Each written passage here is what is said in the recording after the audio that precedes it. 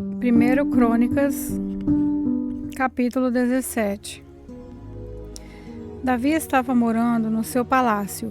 Um dia ele mandou chamar o profeta Natã e disse: "Veja só, estou aqui, morando numa casa revestida de madeira de cedro. Mas a arca da aliança está guardada numa barraca." Natã respondeu: "Faça tudo o que quiser, pois Deus está com o Senhor." Mas naquela noite o Senhor disse a Natã: "Vá e diga a meu servo Davi que eu mandei dizer o seguinte: você não é a pessoa que vai construir o templo em que eu vou morar. Desde o tempo em que tirei o povo de Israel do Egito até hoje, eu não tenho morado em nenhum templo. Tenho sempre morado numa tenda e mudado de um lugar para outro.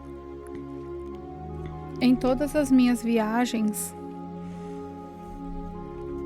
com o povo de Israel, nunca perguntei nenhum dos líderes que escolhi por que razão eles não construíram para mim um templo revestido de cedro. Portanto, diga a meu servo Davi que eu, o Senhor Deus Todo-Poderoso, digo o seguinte: eu tirei você do trabalho de cuidar de ovelhas nos campos, para que governasse o meu povo de Israel. Por onde tem ido e o defendi. Estive com você em todos os lugares por onde tem ido, e o defendi de todos os seus inimigos, conforme você foi avançando. Eu farei com que você seja famoso, tão famoso quanto os maiores líderes do mundo. Escolhi um lugar para o meu povo de Israel, e o fiz morar ali, num lugar onde eles viverão sem nunca mais serem perseguidos. Desde que entraram nesta terra, eles têm sido atacados por povos violentos, mas isso não acontecerá mais. Prometo derrotar todos os seus inimigos e dar descendentes a você. E quando você morrer e for sepultado ao lado dos seus antepassados, eu colocarei um dos seus filhos como rei e tornarei forte o reinado dele. Será ele quem construirá um templo para mim, e eu farei com que os seus descendentes governem para sempre. Eu serei pai dele e ele será meu filho. Nunca retirarei dele o meu amor, como fiz com Saul, que foi rei antes de você. Eu o colocarei como responsável pelo meu povo e pelo meu reino para sempre. A sua descendência real nunca terminará." E Natã contou a Davi tudo o que o Deus lhe havia revelado. Então o rei Davi entrou na barraca, sentou-se e orou assim: "Ó Senhor Deus, eu não mereço tudo aquilo que fizeste por mim no passado, e a minha família também não merece. E como se isso ainda fosse pouco, está fazendo promessa a respeito dos meus descendentes no futuro, e tu, ó Senhor Deus, já me está tratando como um grande homem? O que mais posso dizer? Tu me conheces bem e, no entanto, me honras a mim, teu servo. Era teu desejo e propósito fazeres isto por mim, e me mostraste a minha futura grandeza. Ó Senhor, não há ninguém igual a ti. Nós sempre soubemos que só tu és Deus. Não há nenhuma outra nação na terra como o teu povo de Israel, que libertaste para ser o seu próprio povo.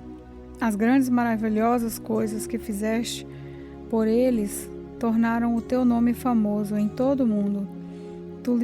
Tu libertastes o teu povo do Egito e expulsaste as outras nações conforme o teu povo ia avançando. Tu fizeste com que o teu povo de Israel fosse o teu para sempre. E tu, ó Senhor, te tornaste o seu Deus. E agora, ó Senhor Deus, confirma para sempre a promessa que fizeste a meu respeito e a respeito dos meus descendentes, e cumpre o que disseste que ias fazer. A tua fama será grande, e para sempre as pessoas dirão: o Senhor Todo-Poderoso é o Deus de Israel. e tu farás com que sempre haja reis entre os meus descendentes. Ó meu Deus, eu tenho coragem para te fazer essa oração, porque revelaste a mim, teu servo, que farás com que os meus descendentes sejam reis. Tu, ó Senhor, é Deus, e me fizeste esta maravilhosa promessa. Eu te peço que abençoe os meus descendentes, para que eles continuem a ter sempre a tua proteção. Tu, ó Senhor, os tenha abençoado, e que a tua bênção esteja com eles para sempre.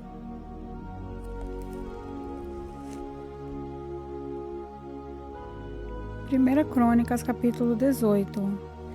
Algum tempo depois, Davi atacou de novo os filisteus e os derrotou.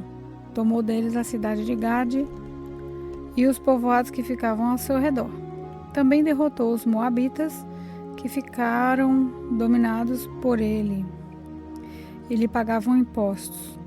Depois Davi atacou Hadadezer, que era o rei de Zobá, na Síria, perto da região de Amate. Isso aconteceu quando Hadadezer estava tentando conquistar a região que ficava ao longo do rio Eufrates. Davi tomou de Hadadezer 1.000 carros de guerra e prendeu 7.000 cavaleiros e 20.000 soldados de infantaria. Ele também ficou com cavalos suficientes para puxarem 100 carros de guerra e aleijou os outros. Os sírios de Damasco foram socorrer Hadadezer e Davi os atacou e matou 22.000 deles. Em seguida, colocou acampamentos militares no território dos sírios de Damasco. Davi os dominou e eles lhe pagavam impostos. O Senhor Deus fez com que Davi fosse vitorioso em todos os lugares. Davi tomou dos seus oficiais de Hadadezer os escudos de ouro que eles usavam e os levou para Jerusalém. Também tomou uma grande quantidade de bronze que ficava nas cidades de Tibate e de Cum, que eram governadas por Hadadezer. Anos mais tarde, Salomão usou esse bronze para fazer os tanques, as colunas e objetos para o templo. O rei Toi, da cidade de Amate, soube que Davi tinha derrotado todo o exército de Hadadezer. Então mandou o seu filho Jorão para cumprimentar Davi e para lhe dar os parabéns por ter vencido Hadadezer. Acontece que Toi havia lutado muitas vezes contra Hadadezer. Jorão levou para Davi objetos de prata, de ouro e de bronze, e o rei os separou para serem usados na adoração a Deus o Senhor, juntamente com a prata e o ouro que tinha tomado dos povos que havia conquistado, isso é, os edomitas, os moabitas, os amonitas, os filisteus e os amalequitas. Abisai, cuja mãe se chamava Jeruia, derrotou os edomitas no vale do Sal e matou 18.000 deles. Ele colocou acampamentos militares em todo o país de Edom, e o povo dali ficou debaixo do domínio de Davi. O Senhor fez com que Davi fosse vitorioso em todos os lugares aonde ia. Davi governou todo o Israel e fez com que o seu povo fosse sempre tratado com justiça. Joabe, irmão de Abissai, era o comandante do exército. Josafá, filho de Ailude, era conselheiro do rei. Zadok, filho de Aitube, e Aimeleque, filho de Abiatar, eram os sacerdotes. Seraías era o escrivão. Benaías, filho de Joiada, era o chefe dos queretitas e dos peletitas. Os filhos do rei Davi tinham as mais altas posições no seu serviço. 1 Crônicas, capítulo 19. Algum tempo depois, morreu o rei Maás, do país de Amon, e o seu filho Anum se tornou rei. Davi disse: Eu serei bondoso com Anum, assim como Maás. o seu pai foi bondoso comigo. Então enviou mensageiros a Anum para mostrar sua amizade. Quando os mensageiros chegaram lá e visitaram o rei Anum, os líderes amonitas disseram a ele: o Senhor pensa que é em honra do seu pai e para mostrar amizade ao Senhor que Davi enviou esses homens? É claro que não. Ele os mandou aqui como espiões a fim de ficarem conhecendo a nossa terra para poderem conquistá-la. Então Anum pegou os mensageiros de Davi, raspou a barba deles, cortou suas roupas até a altura das nádegas e mandou embora. Eles ficaram tão envergonhados que não tinham coragem de voltar para casa. Quando Davi soube disso, mandou-lhe dizer que ficassem na cidade de Jericó e só voltassem quando as suas barbas tivessem crescido de novo. O rei Anum e os amonitas compreenderam que tinham feito de Davi um inimigo. Por isso, contrataram na Mesopotâmia e em Maaca e Zobá, na Síria, carros de guerra e soldados de cavalaria. Pagaram para isso mais de 34.000 quilos de prata. Os 32.000 carros de guerra que eles haviam contratado e o exército do rei de Maaca foram e acamparam perto da cidade de Medeba. Os amonitas também saíram de todas as suas cidades e se aprontaram para a guerra. Quando Davi soube disso, enviou contra eles Joabe e todo o exército israelita. Os amonitas saíram e tomaram posição na entrada de Rabá, a sua capital, e os reis que haviam ido ajudá-los tomaram posição em campo aberto. Joabe viu que as tropas inimigas atacariam pela frente e por trás. Então escolheu os melhores soldados de Israel e os colocou na frente para os sírios. Deixou o resto das suas tropas debaixo do comando do seu irmão Abisai, que as colocou de frente para os amonitas. E Joabe disse a Abisai: se você perceber que os sírios estão me vencendo, venha me ajudar. E se os amonitas estiverem vencendo, eu irei ajudá-lo. Seja corajoso, vamos lutar com firmeza pelo nosso povo e pelas cidades do nosso Deus, e que seja feita a vontade de Deus, o Senhor.